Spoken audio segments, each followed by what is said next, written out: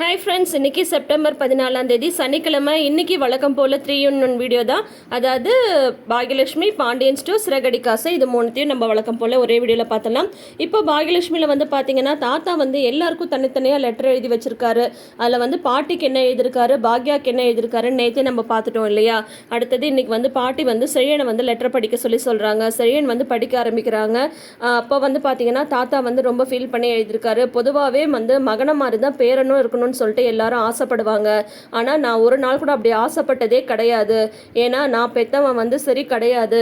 எங்கே நீயும் வந்து தடுமாறி அந்த வழியில் போயிடுவோன்னு சொல்லிட்டு போயிடுவியோன்ட்டு நாங்கள் வந்து பயந்தோம்.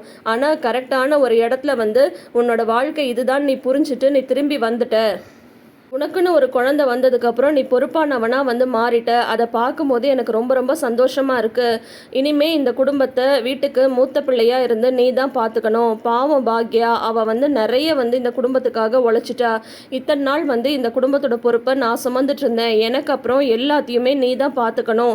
ஜெனி வந்து ரொம்ப ரொம்ப நல்ல பொண்ணு. இந்த மாதிரி ஒரு வெகுளியான பொண்ணை வந்து நான் பார்த்ததே கிடையாது. இந்த குடும்பத்துக்கு கல்யாணம் பண்ணிட்டு வந்து இந்த குடும்பத்தில் ஒருத்தியாகவே வந்து மாறிட்டா. நம்ம வீட்டை தாண்டி அவளால் வேறு எதையுமே வந்து யோசிக்கவே முடியாது. அப்படி ஒரு அப்பாவி பொண்ணை நான் பார்த்ததே கிடையாது. அந்த பொண்ணோட மனசை மட்டும் எப்போவுமே நீ வந்து கலங்குற மாதிரி நீ வந்து எப்போவுமே வச்சுக்க கூடாது. தாத்தா தாத்தான்ட்டு என் மேலே வந்து உயிராக இருப்பா. இந்த வீட்டில் இருக்கிற எல்லார் மேலேயும் உயிராக இருக்கா. அவளையும் குழந்தையும் நீ வந்து ரொம்ப ரொம்ப நல்லா பார்த்துக்கணும். அதே மாதிரி உன் பாட்டியை நீ நல்லா பார்த்துக்கணும் நான் சொல்லவே தேவையில்லை. நீ வந்து கண்டிப்பாக நல்லா பார்த்துப்ப. நீ ஒரு பொறுப்புள்ள பையனாக மாறிட்டேன் எனக்கு வந்து தெரிஞ்சிருச்சு அப்படின்னு சொல்லிட்டு செழியனுக்கு வந்து எழுதியிருக்காங்க. அதை பார்த்துட்டு செழியனுமே ரொம்ப ஃபீல் பண்ணுறாரு. அடுத்தது பார்த்தீங்கன்னா எழிலுக்கு பாக்யா வந்து படி எழில் அப்படின்னு சொல்லும் போது அப்போ வந்து தாத்தா எழுதியிருக்காரு, பேரண்டி எழில், நீ வந்து எனக்கு எவ்வளோ செல்லோன்றது உனக்கே வந்து நல்லா தெரியும். நீ வந்து ரொம்ப ரொம்ப அருமையான ஒரு பிள்ளைப்பா. உன்ன மாதிரி ஒரு பிள்ளை கிடைக்கலாம் வந்து பாக்யா வந்து ரொம்ப கொடுத்து வச்சிருக்கணும். உனக்கும் உங்கள் அம்மாவுக்கும் இருக்கிற அந்த அன்பை பார்த்து நான் எத்தனை தடவை வந்து பொறாமப்பட்டிருக்கேன்னு தெரியுமா. அப்படி ஒரு பாசமான பிள்ளை நீயே. உங்கள் அம்மா மனசில் வந்து எல்லாத்தையும் வச்சுப்பா. ஆனால் வெளியில் வந்து சொல்ல மாட்டா. ஆனால் அவள் சொல்லாமலே அவள் மனசில் என்ன இருக்குன்னு சொல்லிட்டு புரிஞ்சுட்டு நடக்கிற பிள்ளை நீ மட்டும்தான். அப்படி இருக்கும்போது உங்கள் அம்மா வந்து இப்போ உன்னை வீட்டை விட்டு வெளியே போக சொல்லியிருக்கான்னா எதுக்காக அப்படின்றது உனக்கு நல்லாவே தெரியும். நீ வந்து வாழ்க்கையில் நல்லா வரணும், முன்னேறி வரணும் அப்படின்றதுக்காக தான். நீ வந்து அதை செஞ்சுட்டு நல்ல ஒரு படத்தை வந்து எடுத்துட்டு பேரும் புகழோட சீரும் சிறப்பமாக வாழணும். அப்போ நீ வந்து இந்த வீட்டுக்கு வரணும். வரும்போது தாத்தா வந்து எங்கேயும் போகாமல் உன் பக்கத்துலேயே இருந்து நான் வந்து சந்தோஷப்படுவேன். உன் படம் ரிலீஸ் ஆகும்போது அங்கே எனக்கும் ஒரு சீட்டு வந்து போட்டு வை. நான் அந்த இடத்துல வந்து உட்காந்து நான் கைத்தட்டி அந்த படத்தை வந்து ரசித்து பார்ப்பேன். உனக்குன்னு வாழ்க்கையில் வந்து நீ ஒரு லட்சியம் வச்சிட்ருக்க. அந்த லட்சியத்தை நோக்கி மட்டும் நீ ஓடு. சுற்றி இருக்கிறது எதை பற்றியும் நீ வந்து கவலைப்படாத. உனக்கு பக்கபலமாக அமிர்தாவும் கிடச்சிருக்கா. அமிர்தா வந்து ரொம்ப ரொம்ப நல்ல பொண்ணு. இந்த வயசில் அந்த பொண்ணு படக்கூடாத கஷ்டம் எல்லாத்தையும் வந்து பட்டுருச்சு. இனிமேல் அமிர்தாவையும் நிலாவையும் நீ தான் வந்து பார்த்துக்கணும். நிலா வந்து நம்ம வீட்டுக்கே நிலா மாதிரி தான். எத்தனையோ தடவை நம்ம குடும்பத்தில் எவ்வளவோ பிரச்சனைலாம் வந்து வீடு இருந்துருந்தப்போ இந்த குழந்தை தான் நம்மளுக்கு எல்லாருக்குமே வெளிச்சத்தை கொடுத்துருக்கு. நம்மளுக்கு வந்து சந்தோஷத்தை வந்து கொடுத்துருக்கு. அவள் வாழ்க்கையில் எப்போவுமே அவள் வந்து சந்தோஷமாக இருக்கிற மாதிரி நீ எப்போவுமே உங்கள் 2 பேரையும் கண்ணும் கருத்துமாக வந்து பார்த்துக்கணும். நீ வந்து பொறுப்பான பிள்ளை. உனக்கு நான் சொல்ல வேண்டியது எல்லாமே வந்து நான் சொல்லிட்டேன். அதே மாதிரி நீ நடந்துக்கிட்டு நல்லா முன்னேறி வருவ அப்படின்னு எனக்கு வந்து தெரியும். பாட்டி வந்து திட்டுறா அப்படின்னு சொல்லிட்டெல்லாம் நீ எதுவும் வந்து தப்பாக எடுத்துக்காத எழில். நாங்கள் வந்து வயசானவங்க, பெரியவங்க. நாங்கள் சொல்கிற வார்த்தை வந்து கொஞ்சம் தடிமனாக தான் இருக்கும். ஆனால் அந்த வார்த்தைக்கு பின்னாடி கண்டிப்பாக ஒரு அர்த்தம் வந்து இருக்கும். பாட்டி வந்து இந்த மாதிரி திட்டுறா அப்படின்னு சொன்னால் உங்கள் எல்லாரு மேலேயும் அவள் வந்து அவ்வளோ அன்பு வந்து வச்சுருக்கா. அவளுக்கு வந்து அந்த அன்பை எப்படி காட்டுறதுன்னு தெரியாது. அது வார்த்தையால் தான் வந்து அவள் இது பண்ணுவாளே ஒழிய, ஆனால் மனசளவில் உங்கள் எல்லாரு மேலேயும் இருக்கிற அக்கறை தான் அது. அதை வந்து நீ நல்லா புரிஞ்சுக்கணும் அப்படின்னு சொல்லிட்டு எழிலுக்கு வந்து எழுதியிருக்காரு. அப்புறம் வந்து பார்த்திங்கன்னா இனியா வந்து படிக்க ஆரம்பிக்கிறாங்க. இனியா, எல்லாருக்குமே வந்து இந்த வயசில் வர்ற ஒரு சின்ன சின்ன பிரச்சனை தான் உனக்குமே வந்துட்டுருக்கு. நீ வந்து இந்த வயசில் நீ மட்டும்தான் இருக்கன்னு சொல்லிட்டு நினைக்காத. நாங்கள் எல்லாருமே வந்து இந்த வயசை தாண்டி தான் வந்திருக்கோம். உன் பாட்டியும் சரி நானும் சரி உன்னை வந்து தூக்கி தூக்கி கொண்டாடின ஒரு குழந்தை நீ தான். நீனா எங்களுக்கு வந்து அவ்வளோ ஒரு உயிர். நீ வந்து ஏதாவது ஒரு தப்பு பண்ண ஆனால் அதனால தான் எங்களால் வந்து தாங்கிக்கவே முடியாது. இந்த வயசில் வந்து இந்த மாதிரி தடுமாற்றம் வர்றதெல்லாம் சகஜம்தான். ஆனால் அதுக்காக நீ வந்து தப்பான வழியில் வந்து போயிடக்கூடாது. நீ வந்து நல்லா படித்து பெரிய ஆளாக நிற்கணும் அப்படின்றது தான் எங்கள் ஆசை. உன் ஒருத்திக்காக தான் உங்கள் அம்மா வந்து இவ்வளோ பிரச்சனையும் கடந்து எல்லாத்தையும் சமாளிச்சுட்டு வந்துட்டுருக்கா. நீ வந்து அவளை வந்து புரிஞ்சுக்கணும். உன் மேலே தான் வந்து அவள் உயிரையே வச்சிட்ருக்கா. உன்னோட வாழ்க்கை நல்லா அமையணும்னு சொல்லிட்டு தான் ஒவ்வொரு நாளும் அவள் வந்து யோசிச்சுட்ருக்கா. அதுக்காகவாது நீ வந்து நல்லா படித்து நல்லா முன்னேறி நல்ல ஒரு வேலையில் வந்து உட்காரணும். அதை பார்த்து தாத்தாவும் பாட்டியும் எப்பயும் வந்து சந்தோஷப்படுவோம். அதுக்காக தான் நீ என்ன தப்பு பண்ணாலும் உன்னை விட்டு கொடுக்காம உனக்கு துணையாக வந்து நாங்கள் வந்து இருந்தோம். நீ வந்து உங்கள் அப்பா தான் வேணும்னு போயிட்ட. ஆனால் அப்போ கூட பார்த்தன்னா தாத்தா உனக்காக நான் வந்தேன்ல, எதுக்காக வந்தேன்? என் பேத்திக்காக தான் நான் வந்து வந்தேன். உன்னை எந்த இடத்துலையும் நாங்கள் வந்து விடவே மாட்டோம். அதே மாதிரி நீயும் வந்து உன்னோட இலக்கை நோக்கி மட்டும்தான் ஓடணும். நிறைய சந்தர்ப்பம் வரும் நீ வந்து தப்பு பண்ணுறதுக்கு. ஆனால் அதிலெல்லாம் உன்னோட மனசு வந்து அலைப்பாயவே கூடாது. இனிமே பாக்யாவுக்கு எந்த விதத்துலேயும் ஒரு சங்கடத்தையோ கெட்ட பேரையோ நீ வந்து எடுத்து கொடுக்கவே கூடாது. நல்ல பிள்ளையாக இருக்கணும் அப்படின்னு சொல்லிட்டு எழுதியிருக்காங்க. தாத்தா வந்து இது எல்லாத்தையும் வந்து எழுதியிருக்கிறது எல்லாமே படித்து முடிச்சதுக்கப்புறம் ஒட்டுமொத்த ஃபேமிலியுமே வந்து ஃபீல் பண்ணிகிட்ருக்காங்க. தாத்தா வந்து வாசலில் நின்று அது எல்லாத்தையும் வந்து பார்த்துட்டு கண் கலங்கிட்டு அங்கேருந்து போகிற மாதிரி வந்து அந்த சீன் வந்து எடுத்திருந்தாங்க. இப்போ அடுத்தது வந்து பார்த்தீங்கன்னா கோபி வழக்கம் போல் வந்து அவர் செந்தில் வந்து ஒரு பாரில் கூட்டிகிட்டு போய் உட்கார வச்சுட்டு பயங்கரமாக தண்ணி அடிக்கிறாரு. என் மனசில் அவ்வளோ கஷ்டம் இருக்குது அப்படின்னு சொல்லிட்டு, புரியுதுடா நீ ஏன் இப்படி பண்ணுறன்னு புரியுது, ஆனால் இதுக்கு வந்து இது தீர்வு கிடையாது. நீ குடிச்சு உன்னோட உடம்பை வந்து கெடுத்துக்காது அப்படின்னு சொல்லும்போது, எங்கள் அப்பாவுக்கு நான் செய்ய வேண்டிய கடைசி காரியத்தை கூட பண்ண விடலை. ஊரில் போகிறவன் வரவெல்லாம் கேட்குறான், எனக்கு எவ்வளோ அசிங்கமாக போயிடுச்சு தெரியுமா, எவ்வளோ அவமானமாக போயிடுச்சு தெரியுமா, என்னை பெற்றவளே என்னை வந்து இப்படி பழி வாங்கிட்டா அப்படின்னு சொல்லிட்டு ஃபுல்லாக தண்ணி அடிச்சிட்ருக்காரு. எப்போவுமே அவருக்கு வந்து தண்ணி அடிக்க ஒரு சாக்கு வேணும். இப்போ இந்த ஒரு சாக்காக வச்சுட்டு ஃபுல்லாக ட்ரிங்க் பண்ணிகிட்ருக்காரு. பார் மூடுற டைமே ஆகிடுது. அங்கேருந்து கிளம்பாமல் பிரச்சனை பண்ணிகிட்ருக்காரு. கரெக்டாக அந்த நேரம் பார்த்து ராதிகா வந்து கால் பண்ணுறாங்க. அப்புறம் வந்து ராதிகா கால் பண்ணுறாங்க அப்படின்னதும், பரவாயில்ல எடுக்காத, அவள் வந்து என்னை புரிஞ்சுப்பா அப்படின்ற மாதிரிலாம் வந்து சொல்கிறாங்க கோபி. ஆனால் திரும்ப ராதிகா கால் பண்ணுறதுனால செந்தில் வந்து எடுத்து அட்டன் பண்ணி பேசுகிறாங்க. கோபி எங்கே இருக்கீங்க அப்படின்னு சொல்லி கேட்கவும், நான் செந்தில் பேசுகிறேம்மா, நாங்கள் 2 பேரும் இங்கே ஒரு பாரில் வந்துருக்கோம். அவன் ஃபுல்லாக தண்ணி அடிச்சுட்டு இந்த இடத்த விட்டே வரமாட்டேன்றான் அப்படின்னு சொல்கிறாங்க. எங்கே இருக்கீங்க அப்படின்னது அவங்க ஒரு இடத்த வந்து அடையாளம் சொல்கிறாங்க. சரி நான் இப்பயே கிளம்பி வரேன் அப்படின்னு சொல்லிட்டு ராதிகா வந்து அங்கே கிளம்பி வராங்க. அப்போ வந்து பார்த்தீங்கன்னா கோபி வந்து பாரை விட்டு போக மாட்டேன் அப்படின்னு சொல்லிட்டு பிரச்சனை பண்ணிட்டு இருக்காங்க. அங்கே இருக்கிறவங்கலாம் எந்திரிங்க சார், கிளம்புங்க சார் அப்படின்ற மாதிரி சொல்லிட்டு இருக்காங்க. அப்புறம் ராதிகா வந்ததும் பேபி அப்படின்றாரு இவர் வழக்கம் போல். அதுக்கப்புறம் முதல்ல எந்திரிங்க வீட்டுக்கு போகலாம் அப்படின்னு சொல்லிட்டு 2 வார்த்தை தான் சொல்கிறாங்க. பூனைக்குட்டி மாதிரி வந்து ஒன்று எழுந்துடுறாரு கோபி. 2 பேரும் வந்து இவர் தடுமாற கோபியை வந்து வீட்டுக்கு கூட்டிகிட்டு போகிறாங்க, செந்திலும் ராதிகாவும். அடுத்த நாள் காலையில் வந்து பார்த்தீங்கன்னா அமிர்தா வந்து நிலாவோட ரூமில் வந்திருக்காங்க. அப்போ எழில் வந்து வராங்க. வந்துட்டு என்ன அமிர்தா கிளம்பலாமா அப்படின்னு சொல்கிறாங்க. கிளம்பணும் இல்லைன்னு சொல்ல, ஆனால் எல்லார்ட்டும் எப்படி சொல்லிட்டு போகிறது அதை தான் நான் யோசிக்கிறேன் அப்படின்றாங்க அமிர்தா. தாத்தா லெட்டரில் என்ன எழுதியிருந்தாருன்னு பார்த்தல, தாத்தா சொன்ன மாதிரி நான் வந்து முன்னேற வேண்டாமா, முதல்ல இருந்ததை விட இன்னும் நான் வந்து இப்போ வேகமாக ஓடணும், தாத்தா சொன்னதை நிறைவேற்றியே ஆகணும், அதுக்காக வந்து நம்ம இங்கேருந்து கிளம்பி தான் ஆகணும் அப்படின்னு சொல்லிட்டு எழில் வந்து சொல்கிறாரு. சரி நீ வந்து பாப்பாவை தூக்கிக்கோ, நான் எல்லாத்தையும் எடுத்துகிட்டு வரேன் அப்படின்னு சொல்லிட்டு கீழே வந்து எல்லாம் பேக் பண்ணிவிட்டு இறங்கி வராங்க. வந்ததும் பார்த்தீங்கன்னா செழியனும் இனியாவும் வந்து ஹாலில் இருக்காங்க. அப்புறம் இவர் பேக்கோட வரதை பார்த்துட்டு, டே எழில் என்னடா அப்படின்றாங்க. இல்லைடா கிளம்பணும்ல, நான் கிளம்புறேன் அப்படின்னு சொன்னது. அண்ணா ப்ளீஸ்ண்ணே போகாதண்ணா அப்படின்றாங்க. உடனே எழில் வந்து சொல்கிறாங்க, வேணா இனியா அழாத, இந்த மாதிரி வந்து அழாத, வந்து ஏற்கனவே எடுத்த முடிவு தானே, நான் போய் அடுத்த வேலை என்னன்னு சொல்லிட்டு அதை பார்க்க வேண்டாமா, தாத்தா சொன்னதை வந்து நிறைவேற்ற வேண்டாமா அப்படின்னு சொல்கிறாங்க. அப்புறம் உள்ளேருந்து பாக்யா, செல்வி எல்லாருமே வந்துடுறாங்க, ஜெனி எல்லாருமே வந்துடுறாங்க. அம்மா நான் கிளம்புறேம்மா அப்படின்னு சொல்கிறாங்க. பாக்யாவும் சரி அப்படின்னு சொல்கிறாங்க. அதுக்கப்புறம் நான் உள்ளே போய் பாட்டிகிட்ட சொல்லிட்டு வரேன்னு போகிறாங்க. பாட்டி வந்து தாத்தா எழுதின அந்த லெட்டரையே வச்சுட்டு அழுதுட்ருக்காங்க. அழாதீங்க பாட்டி, எல்லாமே சரியாக போயிடும், நான் வந்து கிளம்புறேன் அப்படின்னு சொன்னதும், கண்டிப்பாக போயே தான் ஆகணுமா அப்படின்னு சொல்கிறாங்க. தாத்தா லெட்டரில் எழுதியிருந்தார்ல பாட்டி, தாத்தாவோட ஆசையை வந்து நான் நிறைவேற்றிட்டு கண்டிப்பாக ஜெயிச்சுட்டு சந்தோஷமாக நான் இந்த வீட்டுக்குள்ளார வருவேன் அப்படின்னு சொல்லிட்டு எழில் வந்து சொல்கிறாரு. அப்புறம் பாட்டிக்கிட்ட போயிட்டு வரேன்னு சொல்லிட்டு அமிர்தாவையும் கட்டி பிடிச்சி அழறாங்க. பாட்டி நிலாவை தூக்கி கொஞ்சறாங்க, பத்திரமா பார்த்துக்கோ அப்படின்னு சொல்கிறாங்க. அப்புறம் எழில் வந்து சரி நான் வரேன் அப்படின்ட்டு செல்விட்ட வந்து அம்மா பத்திரமா பார்த்துக்கோங்கக்கா, ஜெனி வந்து உடம்பை பார்த்துக்கோங்க அப்படின்ற மாதிரிலாம் சொல்லிட்டு வெளியில் வந்து வராங்க. வெளியில் வரும்போது செழியன் தான் பின்னாடியே வராரு. பாக்யா வந்து அங்கே உள்ளே இருந்துகிட்டே பார்த்துட்டு இருக்காங்க பையன் போகிறது. அந்த வாசல் கிட்ட நின்றுட்டு செழியன் வந்து சொல்கிறாங்க, எழில் நீ கண்டிப்பாக போயே தான் ஆகணுமாடா, நான் ஒருத்தனே என்னடா பண்ணுவேன், நான் எப்போ அந்த குடும்பத்தை பார்த்துப்பேன் அப்படின்னதும் தாத்தா சொல்லியிருக்காருல, நீ தான் இனிமேல் எல்லாத்தையும் பார்த்துக்கணும், அதுக்காக நீ வந்து பயப்படாத, ஒரே ஒரு ஃபோன் கால் பண்ணு, நான் எங்கே இருந்தாலும் ஓடி வந்துடுவேன், எதுனாலும் எனக்கு கால் பண்ணு சரியா, அடுத்த 5வது நிமிஷம் உன் முன்னாடி வந்து நிற்பேன் அப்படின்னு சொல்கிறாங்க. சரி பத்திரமா பார்த்து போயிட்டு வாங்க அப்படின்னு சொல்லிட்டு சரின்னு வந்து சொல்கிறாங்க. அதோட இன்னைக்கு எபிசோடை வந்து முடிச்சிருக்காங்க. ஸோ இப்போ அடுத்தது நம்ம பார்க்க போகிறது என்னன்னு பார்த்தீங்கன்னா சிறகடிக்க ஆசை.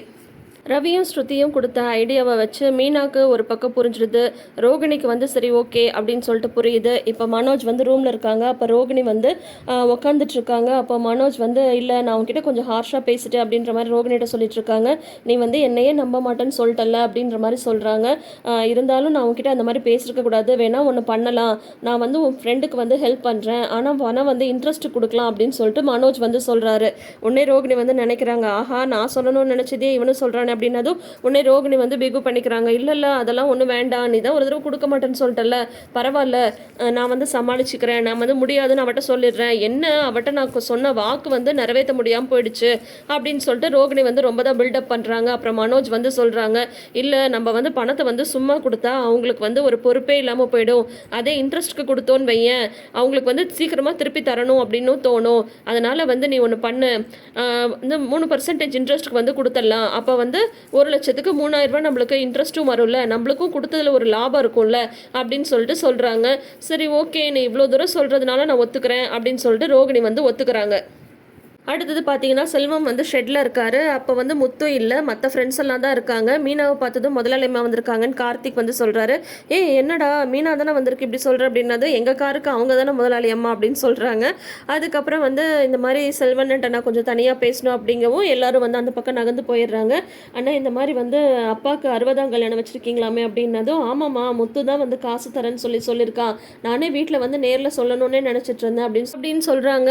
உடனே மீனா வந்து அது விஷயமா தானே உங்ககிட்ட பேசணும்னு வந்தேன் அப்படின்னு சொல்கிறாங்க. ரொம்ப பிரம்மாண்டமாக பண்ணுறீங்க போல இருக்கே அப்படின்னதும், ஆமாம்மா முத்து தான் பணத்துக்கெல்லாம் ஏற்பாடு பண்ணியிருக்கான், அவன் தான் பணம் கொடுக்குறேன்னு சொன்னான் அப்படின்னதும், நான் சொல்கிறேன்னு சொல்லிட்டு தப்பாக நினைக்காதீங்கன்னு, இப்போ வந்து நம்ம இவ்வளோ பிரம்மாண்டமாக இதெல்லாம் செய்கிறது வந்து தேவையா, கொஞ்சம் யோசிச்சு பாருங்க, இப்போ வந்து பணம் செலவு பண்ண ஒரு நிமிஷம் வந்து போதாது, ஆனால் அந்த பணத்தை சம்பாதிக்க நம்ம எவ்வளோலாம் கஷ்டப்பட வேண்டியது இருக்குது அப்படின்னதும், இல்லைம்மா நானும் கேட்கல முத்துவா தான் தரேன்னு சொன்னான் அப்படின்றாங்க.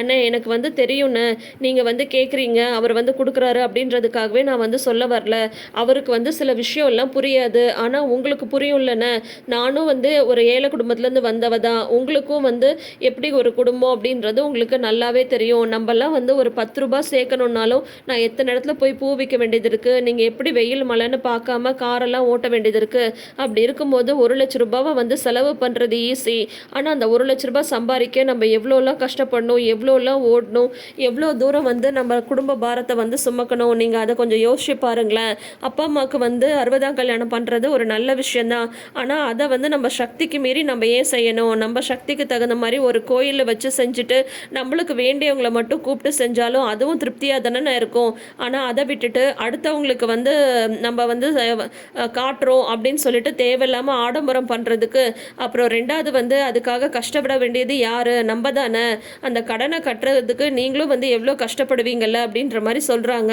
உடனே வந்து செல்வம் வந்து யோசிக்கிறாங்க, நீங்கள் தயவு செஞ்சு வந்து தப்பாக புரிஞ்சுக்காதீங்க, எப்போவுமே நான் வந்து தங்கச்சின்னு சொல்லுவீங்க, அப்போ நான் சொல்கிறத நீங்கள் கரெக்டாக புரிஞ்சுப்பீங்கன்ற கண்ணோட்டத்தில் தான் நான் வந்து சொல்லிகிட்ருக்கேன், நீங்கள் தாராளமாக வந்து ஃபங்க்ஷன் வந்து பண்ணுங்கன்னு, ஆனால் இந்த ஆடம்பரம் தேவையான்னு மட்டும் யோசிச்சுக்கோங்க, இதெல்லாம் வந்து அவருக்கு நான் சொன்னாலும் வந்து புரியாது, ஆனால் நீங்கள் வந்து புரிஞ்சுப்பீங்க, ஏன்னா என்ன மாதிரியான ஒரு குடும்பத்தில் இருந்தால் நீங்களும் வந்து வந்திருக்கீங்க, அந்த பணம் வந்து நம்மளுக்கு எவ்வளோ முக்கியன்றது உங்களுக்கே வந்து நல்லா தெரியும்ல அப்படின்னு சொல்கிறாங்க.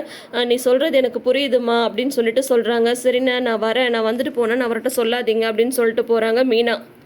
அதுக்கப்புறம் வந்து மீனா என்ன சொல்லிட்டு போச்சு அப்படின்னு சொல்லிட்டு அவங்க ஃப்ரெண்ட்ஸ்லாம் கேட்கும்போது, இல்லை மீனா வந்து கரெக்டாக தான் வந்து சொல்லிட்டு போகிறாங்க, அவங்க சொல்கிறதும் கரெக்டு தானே, அடுத்தவங்களுக்கு வந்து நம்ம திருப்திப்படுத்தணும்னு நாம் ஏன் ஆடம்பர செலவு பண்ணணும் அப்படின்ற மாதிரி செல்வம் வந்து இப்போ யோசிக்க ஆரம்பிக்கிறாரு. அதே சமயம் மற்ற ஃப்ரெண்ட்ஸ்கிட்ட வந்து சொல்லிடுறாங்க, இந்த மாதிரி மீனா வந்து இங்கே வந்துட்டு போனது வந்து முத்துக்கு தெரிய வேணாம், அவன் வந்து புரிஞ்சுக்க மாட்டான், நம்மளால் அவங்க குடும்பத்தில் வந்து எந்த பிரச்சனையும் வேண்டாம் அப்படின்ற மாதிரி செல்வம் வந்து சொல்லிட்டுருக்காரு. அதே சமயம் அங்கே வந்து பார்த்தீங்கன்னா மனோஜ் வந்து 1,00,000 ரூபாய் ரோகிணிகிட்ட வந்து கொடுத்துட்டு வேணா இன்ட்ரெஸ்ட்டை பிடிச்சிட்டே கொடுக்கலாமா அப்படின்னு கேட்குறாரு. இல்லை வேண்டாம், 1,00,000 ரூபாய் அப்படியே கொடுத்தா தானே அட்வான்ஸ் கொடுக்க முடியும் அப்படின்னது. என்னது அட்வான்ஸா அப்படின்றாரு மனோஜ். உடனே ரோகிணி வந்து சொல்கிறாங்க, இல்லை நான் வந்து அட்வான்ஸாக தரேன்னு சொல்லிட்டு அவட்ட சொல்லிட்டேன். இப்போ வந்து 3,000 ரூபா பிடிச்சா அவள் வந்து என்னை தப்பாக எடுத்துக்க மாட்டாளா அப்படின்னதும், சரி அப்படின்னு ஒரு பாண்ட் பேப்பர்லேயே அதை அவட்ட வந்து கையெழுத்து வாங்கிடு அப்படின்னதும், என்ன மனோஜ் நீ இப்படியெல்லாம் சொல்கிற அப்படின்றாங்க. பின்ன நம்ம வந்து பணம் கொடுக்கறதுக்கு ஒரு ஆதாரம் வந்து வேண்டாமா, அதுக்காக தான் நான் சொல்கிறேன் அப்படின்னு சொல்லிட்டு சொல்கிறாரு மனோஜ். சரி நீ என்ன சொல்கிறியோ நான் வந்து சைன் வாங்கிட்டு வரேன் அப்படின்னு சொன்னதும் கரெக்டாக வித்யா வந்து வராங்க. பாரு உன் ஃப்ரெண்டு வித்யா வரா அப்படின்னு சொல்கிறாங்க. உடனே வந்து என்னடி காலையிலேயே வந்திருக்கா அப்படின்னு சொல்லவும் அவங்க ஒன்றும் அழறாங்க. அதுலேருந்தே தெரியுது நம்மளுக்கு நடிப்புன்னு சொல்லிட்டு. என்னன்னு கேட்கும்போது இந்த மாதிரி ஊரில் அம்மாவுக்கு வந்து உடம்பு சரியில்லை, ஹாஸ்பிட்டலில் வந்து அட்மிட் பண்ணிருக்கு, ஆப்ரேஷன் பண்ணணும்னு சொல்கிறாங்க. அதுக்கு 75,000 ரூபாய் பணம் வேணும், என்கிட்ட வர சேவிங்ஸ் எதுவும் இல்லை, எல்லாமே லோன் கட்டிட்டேன், உங்ககிட்ட ஏதாவது பணம் இருக்கா அப்படின்றாங்க. ஐயோ என்கிட்டயும் இல்லையே, நான் பார்லருக்கு கொஞ்சம் திங்ஸ் எல்லாம் வாங்கிட்டேனே அப்படின்னது. இது எல்லாத்தையும் வந்து மனோஜ் வந்து கேட்டுட்டு இருக்காரு.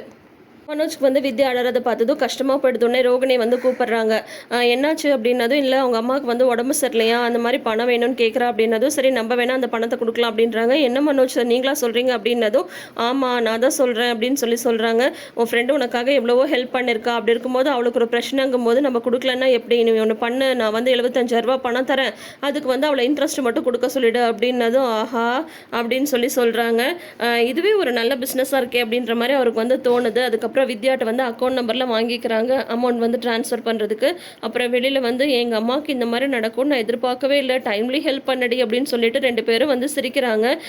வந்து மனோஜ் ரொம்ப நல்லவன் இல்லை அப்படின்னு சொல்லிட்டு ரோகிணி வந்து சொல்கிறாங்க. நல்லவன் சொல்லாத எழுச்சிவாயன்னு சொல்லு அப்படின்றாங்க. இல்லை இந்த மாதிரி உங்கள் அம்மாவுக்கு உடம்பு சரியில்லைன்னதும் நான் கேட்குறதுக்கு முன்னாடியே பணம் கொடுத்தான் பாரு, ஆனால் இப்படிப்பட்ட ஒருத்தனை ஏமாத்துறேன்னு சொல்லும் போது எனக்கு கஷ்டமாக இருக்குது அப்படின்னதும், இப்போயெல்லாம் நீ ஒன்றும் கஷ்டப்படாத, எப்படியும் வாழ்க்கை ஃபுல்லாக நீ ஏமாத்திட்டு தானே இருக்க போகிற, அப்புறம் வந்து இப்பயே கஷ்டப்படுறதுனால என்ன நடக்க போகுது, உன்னை பார்த்து தான் நான் இந்த மாதிரி நடிக்கவே கற்றுக்கிட்டேன் அப்படின்னு சொல்லிட்டு வித்யா வந்து சொல்கிறாங்க. நான் என்ன இப்படியே அவரை ஏமாத்திட்டு இருப்பேன்னு நினைக்கிறியா, கண்டிப்பாக ஒரு நாள் உண்மை எல்லாம் அவர்கிட்ட சொல்லுவேன் அப்படின்னு சொல்கிறாங்க.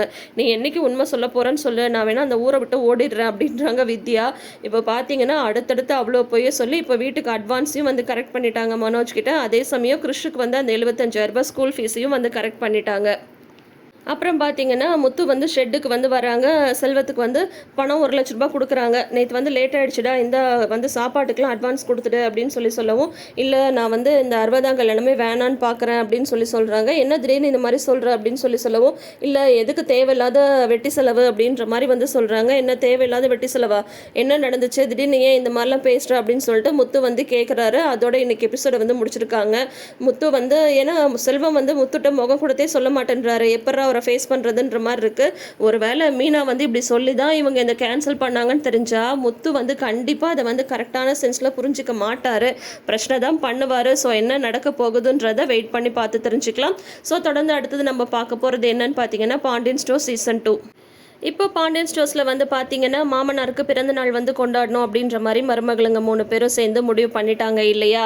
அதுக்கப்புறம் பார்த்தீங்கன்னா சரி ஷாப்பிங் போகிறதுக்கு எப்போ கிளம்பலாம் அப்படின்னு சொல்லிட்டு கேட்குறதுக்காக தங்கமயில வந்து மீனாவோட ரூமுக்கு வந்து வராங்க. அப்போ வந்து ராஜி வந்து மீனாட்ட பாத்ரூமில் நடந்த கலாட்டாவை பற்றி சொல்லிட்டு இருக்காங்க. அது ஒரு தனி கலாட்டா கதிருக்கும் ராஜிக்கும் வந்து நடக்குது. உடனே மீனா வந்து சிரிச்சிட்டு இருக்காங்க.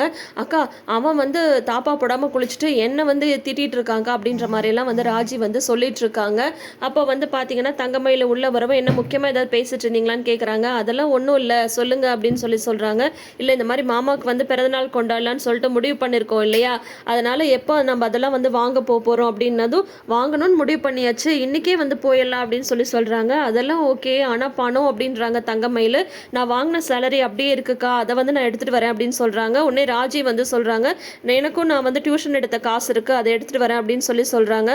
ஓ அப்படியா, சரி அப்படின்ட்டு இவங்க உடனே யோசிக்கிறாங்க. இவங்க 2 பேரும் பணம் கொண்டு வராங்க, நான் என்ன பண்ணுறது, நான் எப்படி அப்படியே சும்மா வர்றது அப்படின்னு சொல்லதும் அப்படின்னு யோசிக்கிறாங்க மயில். ஆனால் வெளியில் வந்து சொல்லலை. சரி அப்போ எப்போ கிளம்பலாம் அப்படின்னதும் ஒன்றும் பிரச்சனை இல்லை, நம்ம வந்து சனி ஞாயிறு போகலாமா அப்படின்னு சொல்லிட்டு கேட்குறாங்க தங்கமயில். அப்போ உடனே சனி ஞாயிறுனா நம்ம இந்த வீட்டை விட்டு வெளியவே போக முடியாது, எங்கே போகிறீங்க எதுக்கு போகிறீங்கன்னு சொல்லிட்டு மாமாவும் அத்தையும் கேட்பாங்க.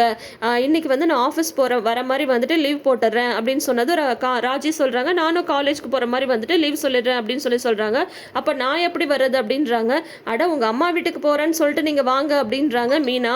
அதுவும் கரெக்டு தான், சரி கிளம்பலாமா அப்படின்னு சொல்லிட்டு ஓகே நாங்கள் ரெடி ஆகிட்டு வந்துடுறோம் அப்படின்றாங்க. உடனே தங்கமயில் வந்து ரூமை விட்டு வெளியில் வராங்க. அவங்க 2 பேரும் பணம் கொண்டு வராங்களே, நான் என்ன பண்ணுறது, சரி இவர்கிட்ட கேட்டு பார்க்கலாம் அப்படின்னு சொல்லிட்டு சரவணன் சரவணன்ட்ட கேட்கலான்னு போகிறாங்க. அப்போ வந்து பார்த்திங்கன்னா சரவணன் வந்து கடை கிளம்பிட்டு இருக்காங்க. மாமா நான் வந்து எங்கள் வீட்டுக்கு போயிட்டு வரவா அப்படின்னு சொல்லி கேட்குறாங்க. இதுதானே உன் வீடு அப்படின்னது. ஐயோ மாமா நான் எங்கள் வீட்டுக்கு அங்கே அம்மா வீட்டுக்கு போயிட்டு வரவான்னு கேட்டேன் அப்படின்னது. போயிட்டு வா அப்படின்றாங்க. இல்லை அம்மா அப்பாவை பார்க்க போகும்போது எப்படி சும்மா போகிறது அப்படின்னு சொல்லி சொல்கிறாங்க. அவங்க இங்கே வரும்போதெல்லாம் பழம் இதெல்லாம் வாங்கிட்டு தானே வராங்க அப்படின்னு சொல்கிறாங்க. ஆமாம் ஆமாம் கரெக்டு தான், நீயும் வந்து பழம் இதெல்லாமே வாங்கிட்டு போ அப்படின்னு சொல்லி சொல்கிறாங்க. உடனே கையை நீட்டுறாங்க.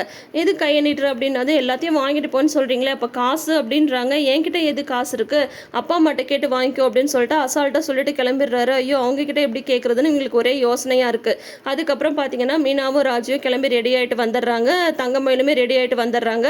கோமதிட்ட வந்து இந்த மாதிரி அம்மா வீட்டுக்கு போயிட்டு வரேன் அப்படின்னு சொல்லும் போது சரிம்மா போயிட்டு வா அப்படின்னு சொல்லிட்டு இருக்காங்க. அப்போ பாண்டியனும் வராங்க.